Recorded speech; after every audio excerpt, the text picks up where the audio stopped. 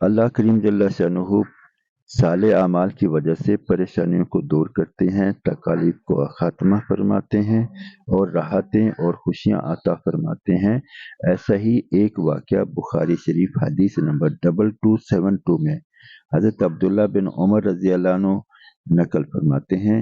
वो कहते हैं कि मैंने रसूलुल्लाह सल्लल्लाहु अलैहि वसल्लम को ये इरशाद फरमाते हुए सुना कि तुमसे पहले किसी उम्मत के 3 शख्स एक साथ सफ़र पर निकले।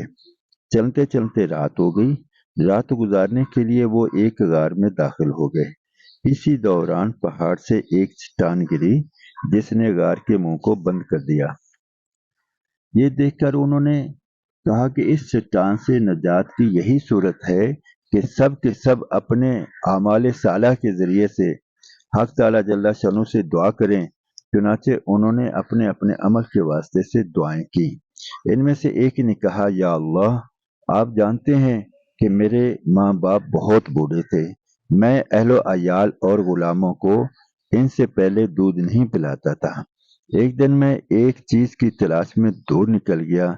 जब वापस लौट कर आया तो वालिदैन सो चुके थे। फिर भी मैंने इनके लिए शाम का दूध दोहा और इसे प्याले में लेकर इनकी खिदमत में हाजिर हुआ तो देखा कि वो इस वक्त भी सो रहे हैं। मैंने इनको जगाना पसंद नहीं किया और इनसे पहले अहल अयाल या गुलामों को दूध पिलाना भी गवारा न किया। मैं दूध का प्याला हाथ में लिए इनके सिरहाने खड़ा रहा। इनके जागने का इंतजार करता रहा यहाँ तक कि सुबह हो गई और वो बेदार हुए तो मैंने इन्हें दूध दिया। इस वक्त उन्होंने अपने शाम के हिस्से का दूध पिया।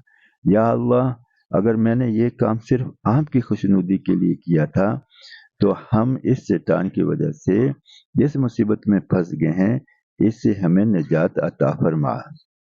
इस दुआ के नतीजे में वो चट्टान थोड़ी सी सिरक गई लेकिन बाहर निकलना मुमकिन न हुआ। अगर वीडियो पसंद आए तो प्लीज़ इसे लाइक करें, शेयर करें और सब्सक्राइब भी करें।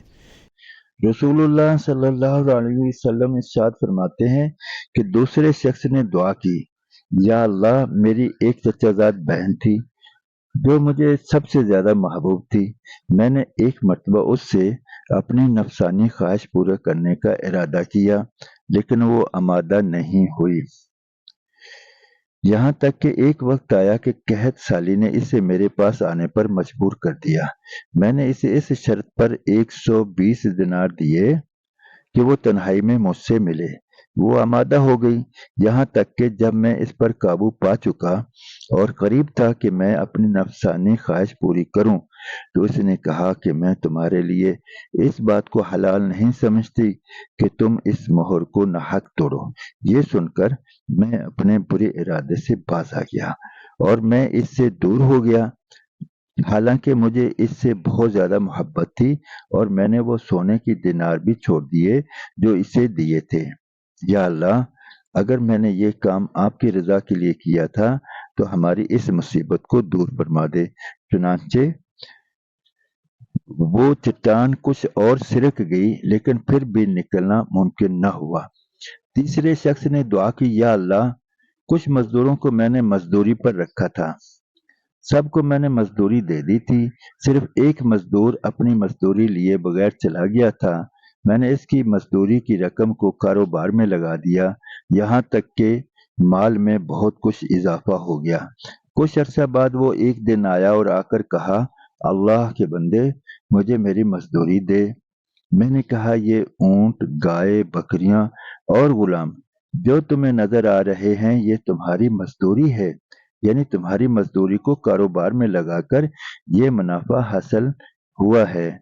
इसने कहा, अल्लाह के बंदे, मजाक न कर। मैंने कहा, मजाक नहीं कर रहा, हकीकत बयान कर रहा हूँ।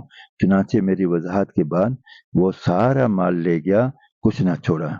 या अल्लाह, अगर मैंने ये काम सिर्फ आपकी रजा की खातिर किया था तो ये मुसीबत जिसमें हम फंसे हुए हैं दूर फरमा दे। चुनाचे वो चट्टान बिल्कुल सिरक गई और गार का मुंह खुल गया और सब बाहर निकल आए। देखा, बास औकात नहीं बल्कि अक्सर औकात अल्लाह रब्बुल इज़्ज़त की रजा के लिए किए गए आमाल हमारी दुनियावी मुसीबतों, परेशानियों और मसाइल को हल करने में किस कदर मावन और मददगार बनते हैं।